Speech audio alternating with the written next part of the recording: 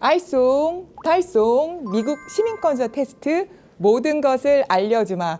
안녕하세요. 국민이즈에서 미국 투자이민 수석 맡고 있는 이유리 미국 변호사입니다. 저희 국민이즈는 영주권 수석은 하는데요. 시민권 수석은 따로 하지는 않아요. 하지만 오늘 정보 차원에서 미국 시민권자 테스트 관련 영상을 올려드립니다. 많은 분들이 질문을 하십니다. 영주권자로 괜찮은데 왜 시민권 신청을 하나요? 라는 질문들을 많이 주시는데요. 저희가 실물을 보다 보니까 크게 두 가지 이유로 시민권을 하시려는 것 같습니다. 첫 번째는 저희가 이제 영주권자랑 시민권자랑 가족 초청을 할 수가 있는데요. 시민권을 받아야 부모 초청이나 기혼자녀 초청을 할 수 있기 때문에 시민권 신청을 하시려는 것 같고요.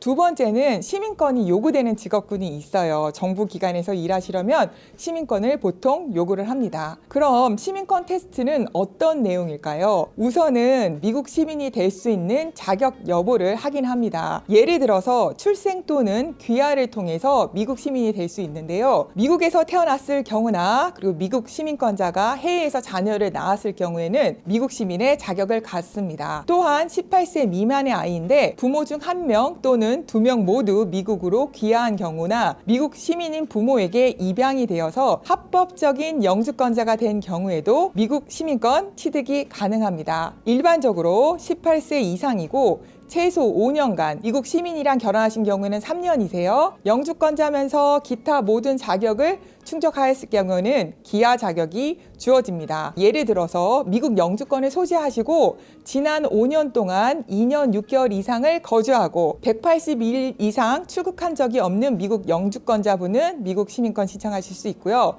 지난 3년 중에 1년 6개월 이상 미국에 거주하고 1회 180일 이상 출국한 적이 없는 미국 시민권자의 배우자도 시민권 신청을 하실 수가 있습니다. 병역을 기반으로 기아 자격이 주어지기도 하는데요. 이 경우에는 여건이 좀 다릅니다. N400을 작성한 후에 미 이민국 USCIS에 제출하면 신원 조사를 마무리한 후에 인터뷰를 잡습니다. 셀렉티브 서비스라는 것이 있어요. 얘는 뭐냐면 시민권 신청일 현재 만 31세 미만의 남자 중에서 26세 이전에 영주권을 취득한 사는 유사 시에 우리가 미국을 위해서 전쟁에 참여하겠다라는 이 의무정이 셀렉티브 서비스인데요. 요게 포함된 셀렉티브 서비스에 필히 등록이 되어 있어야 됩니다. 이에 대한 결격 사유가 있으면 시민권 취득이 거부되는데 만 31세가 이제 생일이 지나고 나서는 재신청하실 수가 있어요. 자, 이제 N400 신청 후에 영주권이 먼저 우성이 되고 지문 통지서가 날아와요. 인터뷰에 필요한 구비서를 준비해서 이민국의 시민권 취득을 위한 인터뷰를 신청하시게 되겠죠. 그럼 이제 이민국에서는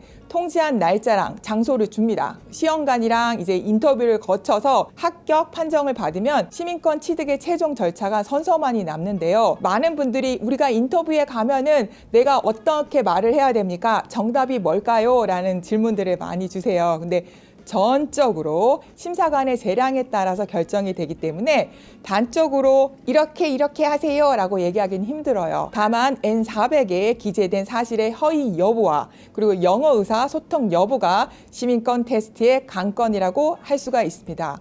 그럼 많은 분들이 또 질문들을 하세요. 한국어 인터뷰가 가능하다는 얘기를 들었는데요. 네, 맞습니다. 두 분류가 있어요. 첫 번째는 만 50세에서 54세까지 연령인데 이분들이 미국에서 20년 이상 거주하신 분 한 분 있고요. 두 번째 분은 55세 이상이세요. 근데 15년 이상 미국에 거주하신 분은 가족을 제외한, 가족은 안 됩니다. 가족을 제외한 통역자를 통해서 한국말로 인터뷰하실 수 있어요. 근데 이 경우에도 필수적으로 본인의 이름, 주소와 사인 정도는 올바르게 하실 수 있어야 됩니다. 테스트는 크게 4가지 영역으로 진행이 됩니다. 시빅 테스트라는 게 있는데요. 역사랑 정부에 관련된 질문들이 있어요. 그 질문이 하나가 있고 영어 말하기, 영어 읽기, 영어 쓰기 시험입니다. 이 관련된 시빅 테스트의 내용이 뭔지 이민국에서는 널리 공개를 하고 있어요. 링크 걸어 드리겠습니다. 시빅 테스트는 문제 은행식으로 미리 공개된 100개의 문제 중에서 시험관이 임의의 10개의 문제를 구두로 물으면 6개 이상을 구두로 답하면 됩니다. 영어 말하기는 사실 이 시험관과 만나는 순간부터 사무실로 입장하고 인사하고 그리고 시빅 테스트를 보면서 각종 질문에 답하는 과정에서 자연스럽게 평가를 받는다고 보시면 되십니다. 영어 읽기는 태블릿에 표시된 간단한 한 줄짜리 문장을 읽으면 되고요. 영어 쓰기는 시험관이 불러주는 한 줄짜리 간단한 문장을 태블릿에 받아쓰기 하면 됩니다. 근데 2024년부터는 요거를 형태를 바꾼다는 얘기가 있어서 이 부분도 살짝은 말씀드려요. 읽기와 쓰기는 아주 기본적인 영어만 구사할 수 있어도 통과할 수 있는 수준입니다.